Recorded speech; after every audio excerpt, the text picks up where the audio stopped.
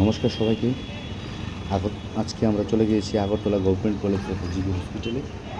ওইখানে আসার মূল কারণ হলো আজকে বিশ্ব রক্তদান দিবস। সেই বিশ্ব রক্তদান দিবসের উপলক্ষে আমরা social progressive society SPS Tripura blood donor সেলের উদ্যোগে জনসাধারণের মাঝে ঠান্ডা পানীয় জল বিতরণ করতে, সেই ঠান্ডা পানীয় জল বিতরণের মাধ্যমে আমরা সকলের মাঝে ছোট্ট একটি মেসেজ ছড়াতে চাই। আজকে বিশ্ব রক্তদান দিবস, সেই রক্তদান দিবসে সবাই প্রতিজ্ঞাবদ্ধ হই যাতে কোথাও কোনো মুমূর্ষ রোগী যাতে রক্তের অভাবে মৃত্যুবরণ করতে না হয়। আমরা আজকাল প্রায়ই দেখছি বিভিন্নখানে রক্তের অভাবে বিভিন্ন মুমূর্ষ রোগী মারা যাচ্ছে। সেটা যাতে না হয় তার জন্য আমাদের যুব সমাজ এবং যারা আমরা সুস্থ সবল আছি সবাই আবার এগিয়ে আসবে। সেই প্রতিজ্ঞা নিয়েই আজকে আমাদের এই ছোট্ট প্রয়াস। আপনারা দেখতে পাচ্ছেন এখানে সকলের মাঝে আমাদের সোশ্যাল প্রগ্রেসিভ সোসাইটির সদস্যরা ঠান্ডা পানীয় জল বিতরণ করছে। এখানে সারি সারি ঠান্ডা পানীয় জল সাজানো আছে, যা জনসাধারণের মাঝে বিতরণ করছে বিনামূল্যে। এখানে আজকে অনেকেই প্রতিজ্ঞাবদ্ধ হয়েছি যে রক্তের অভাবে কোনো মুমূর্ষ রোগীকে আমরা মৃত্যুবরণ করতে দেব না। সেই প্রতিজ্ঞাবদ্ধই হয়েছি এবং আমরা চাই আমাদের সাথে আপনারাও সবাই এগিয়ে আসুন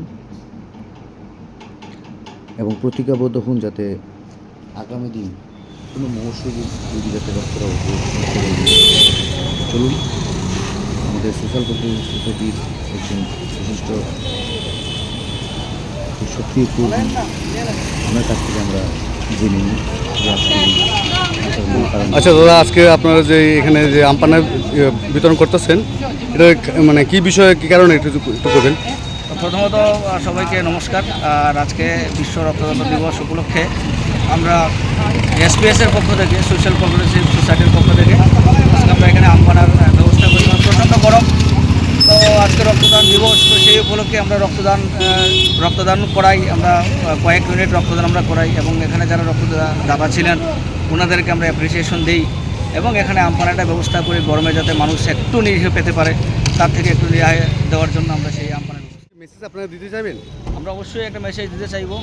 আজকের যে ব্যবস্থাপনা, আজকের যে সমাজ, দিন আমরা শুধু গরমের দিকে এগিয়ে যাচ্ছি। তো যতটুকু পারবেন আপনারা গাছ লাগান, প্রাণ বাঁচান এবং তৎসঙ্গে আমাদের আজকে রক্তদান দিবস যেহেতু, সেই জায়গায় আমি অতটুকুই বলবো যে যতটুকু পারবেন মানুষের পাশে দাঁড়াবার চেষ্টা করবেন, যাতে করে রক্তের অভাবে কেউ যাতে কোনো প্রাণী প্রাণ না হারায়, রক্তের অভাবে যাতে কেউ কোনোভাবে ক্ষতিগ্রস্ত না হয়। সবাইকে এটাই রিকোয়েস্ট করব। অসংখ্য ধন্যবাদ।